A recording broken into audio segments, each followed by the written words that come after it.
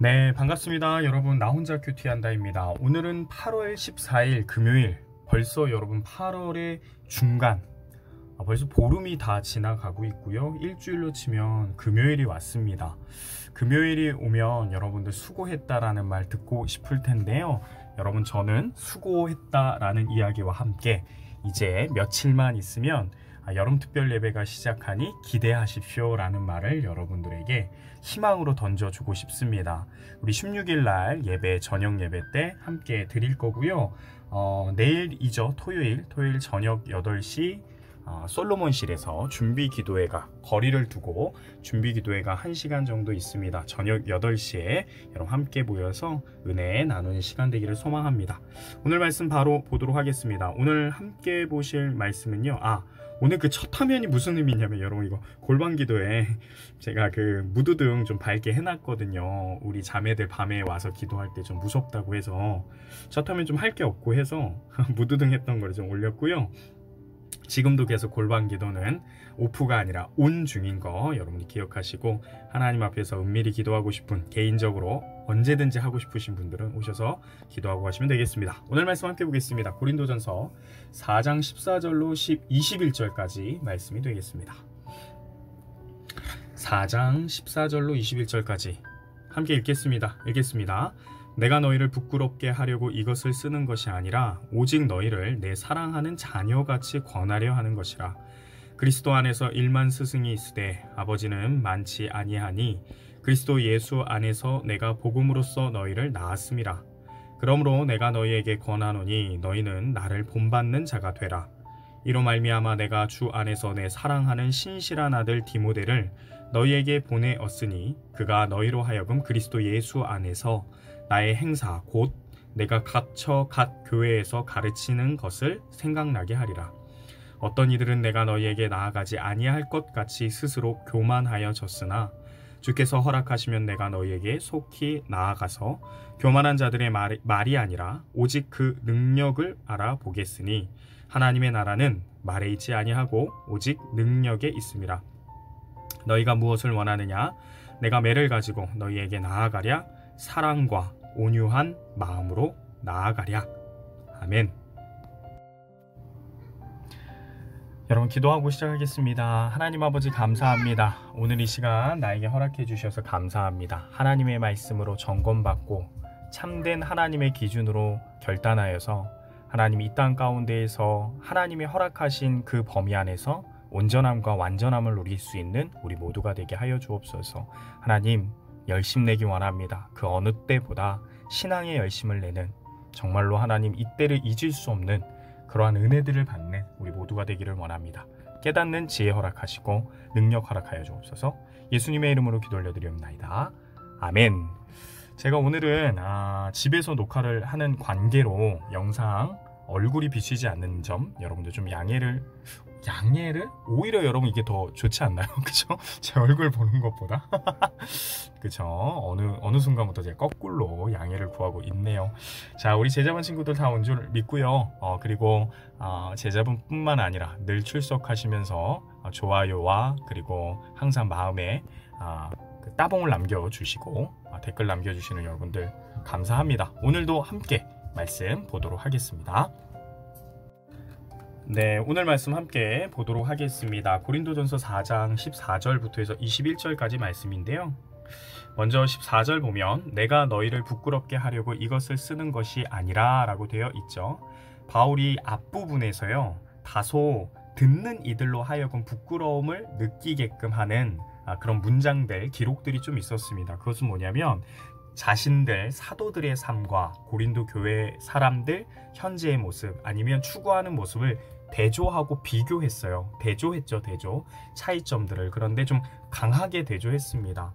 너희는 지금 이것을 원하나 사도들의 삶, 하나님의 일꾼들의 삶은 오히려 비천하고 약하고 세상의 쓰레기와 같은, 찌꺼기와 같은 삶을 살고 있다 하면서 하나님의 사람들은 세상에 대해서, 세상과 관련해서는 미련하고 어리석은 것이 맞다 하면서 좀 강조하다 보니까 오히려 듣는 이들로 하여금 부끄럽게 여길 수도 있겠다, 바울이 생각을 했던 것 같습니다. 그래서 14절 이것을 쓰는 것은 너희를 부끄럽게 하려고 하는 게 아니고 오직 너희를 내 사랑하는 자녀같이 권하려 하는 것이다. 목적이 뭡니까? 내가 앞절 이렇게 이야기한 건 너희를 권하려고, 너희가 잘되기 바라는 부모의 마음으로 썼던 것이다 하면서 15절, 그리스도 안에서 1만 스승이 있으되 아버지는 많지 아니하나니 그리스도 예수 안에서 내가 복음으로써 너희를 낳았음이라. 무슨 말입니까? 너희는 자녀이고 나는 아버지, 나는 아버지와 부모와 같은 마음으로 너희 앞에 너희에게 이렇게 일러주는 거다. 그 마음을 전달하고 있고요. 16절, 그러므로 내가 너희에게 권하노니, 권하는 내용이 나옵니다. 뭡니까? 너희는 나를 본받는 자가 되라 라고 되어 있습니다. 여러분, 나를 본받는 자가 되라 할 때 이 무엇의 본을 이야기하는 겁니까? 바로 앞절에 나왔던 본이죠. 무엇입니까? 내가 스스로 만족하지 않고 사람들의 말로 어떤 위로를 얻지 않고 오직 심판하시는 이냐 하나님이니까 하나님만 바라보면서 사역한다. 그 본. 그리고 아볼로, 대적하지 아니하고 판단하지 아니하고 오히려 판단하시는 이나 하나님이시니 서로 돕는 위치에서 인정하는 자에 대해서 사역을 했던 것, 그것을 기억하고 본받아라. 바울이 이야기하는 거죠. 17절, 이로 말미암아 내가 주 안에서 내 사랑하고 신실한 아들 디모데를 너희에게 보내었으니 그가 너희로 하여금 그리스도 예수 안에서 나의 행사 곧 내가 각처 각 교회에서 가르치는 것을 생각나게 하리라. 그러면서 바울이 뭐라고 얘기하는 거냐면 나를 본받아라 라고 얘기하면서 본받을 수 있는 방법이 무엇이냐에 대해서 17절 이야기하는데, 다시금 내가 가르쳤던 내용들을 기억하라, 생각하라 라는 것이죠. 여러분, 바울이 보여줬던 본, 바울이 가르쳤던 것, 가르침 전부 무엇이 되겠습니까? 나는 섬기려 이 땅에 온 것이 아니라 도리어 섬기려고 이 땅에 온, 오히려 많은 사람의 대속물로 목숨을 바치면서 섬기려고 오신 예수님의 그 모습 아니겠습니까? 바울 또한 결국 예수님의 본을 닮아서 행했던 것인데, 이제 고린도 교회에게 바울이 자신을 닮으라 라고 얘기하는 건 결국 자기가 아니라 예수님을 닮으라 라는 이야기고, 자기의 가르침을 지켜라, 생각나게 해라 하는 것은 자기의 가르침을 얘기하는 것이 아니라 사실은 예수 그리스도의 가르침을 생각해라 라는 것이 되겠습니다.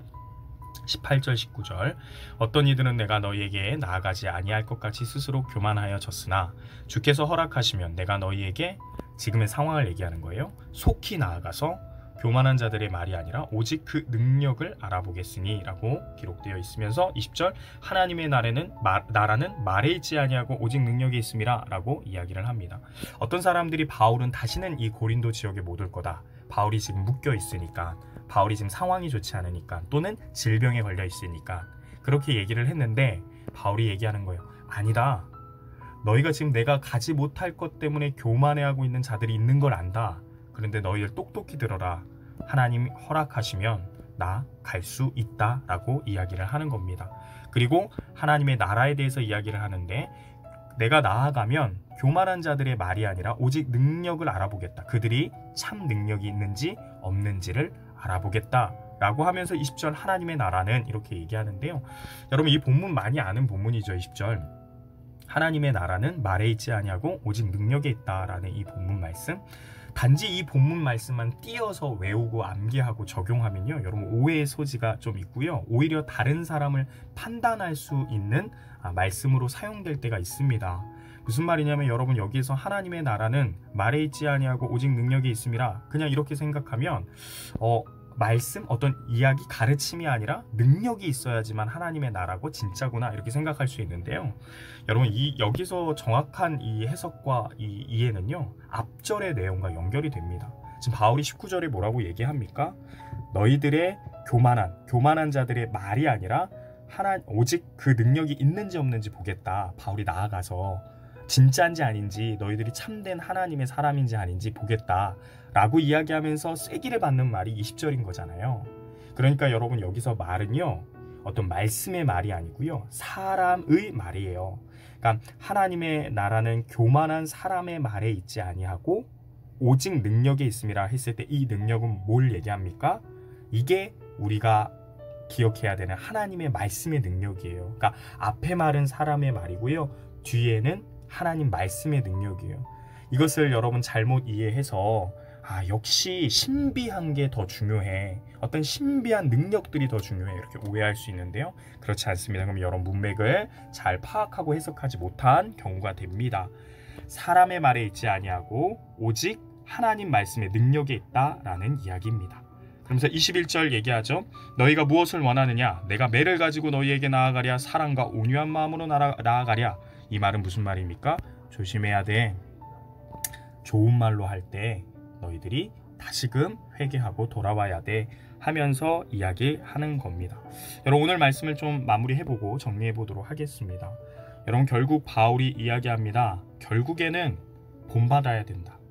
너희가 말만 하는 자들이 아니라 정말로 하나님의 말씀의 능력대로 살아가기 위해서는 앞에 가신 그분의 본을 따라서 살아가는 자가 돼야 되고, 그러기 위해서는 그분의 말씀을 기억해야 한다라고 바울이 이야기를 합니다. 갑자기 찬양이 생각나네요. 여러분 이 찬양 아시죠? 주님의 마음을 본받는 자, 그 마음의 평강이 찾아옴은 험악한 세상을 이기림이 하늘로부터 임함이로다. 주님의 마음 본받아 살면서 그 거룩하심 나도 이루리. 주님의 마음을 본받는 자 그 거룩함 이루고 능력의 삶 살아갑니다. 여러분 그렇게 결단하시고 살아가시는 저와 여러분 되기를 소망합니다. 예수님이 하신 것을 내 삶에 어떻게 적용할까? 매우 중요한 묵상이고 우리의 삶에 당연히 해야 될 그러한 묵상과 적용인데요. 그러기 위해서 하나님의 기록들을 기억해야겠죠. 그렇게 연결해서 적용하시는 저와 여러분 되길 소망합니다. 내일 토요일 기도회 그때 보도록 하겠습니다.